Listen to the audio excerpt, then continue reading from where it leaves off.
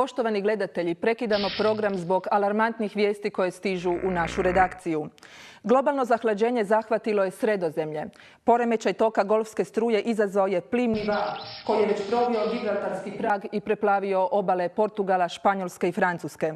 Lučke kapetanije javljaju kako već sada od Otranskih vrata pa sve do sjevernog Jadrana pušu orkanski vjetrovi. Umoljavamo građane da što prije i u miru evakuiraju svoje domove i otiđu u više predjele Gorskog kotara. Neka sa sobom ponesu sve potrebno za preživljavanje u ekstremnim zimskim uvjetima. Naše je zaleđe kao i cijeli kontinentalni dio Europe zahvaćeno ledenom olujom. Iz Gorskog kotara, gdje se očekuju prve kolone građana izbjeglih s Kvarnera, javlja se naša kolegica Goranka Majnerić. Goranka, čujemo li se? Potpuno ste u pravu, kolegice, i to nažalost moram reći. Naime, tisuće i tisuće automobila kreću se put Gorskog kotara kako bi što prije stigli u morsku visinu i spasili svoje živote. Naime, na autoputu Rijeka-Zagreb totalni je kolaps.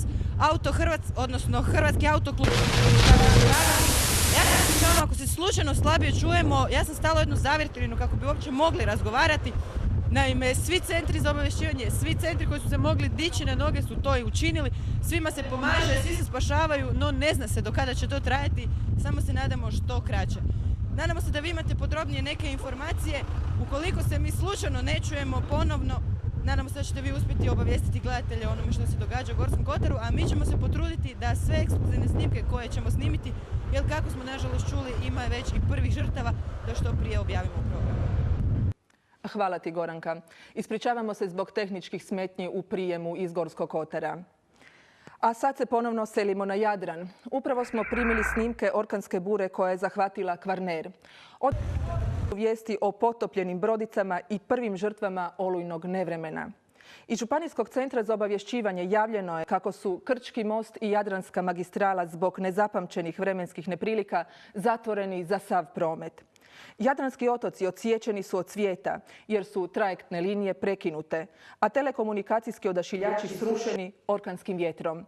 Meteorolozi najavljuju i novo pogoršanje vremenskih prilika, a klimatolozi dolazak plimnog vala predviđaju u sljedećih sat i pol vremena. Policijska uprava Primorsko-goranska na sva važnija križanja već je postavila djelatnike prometne policije koji pomažu u regulaciji prometa na već zakrčenim cestama prema unutrašnjosti. Savjetujemo građane da izbjegnu autocestu Rijeka-Zagreb te da koriste zaobilazne pravce.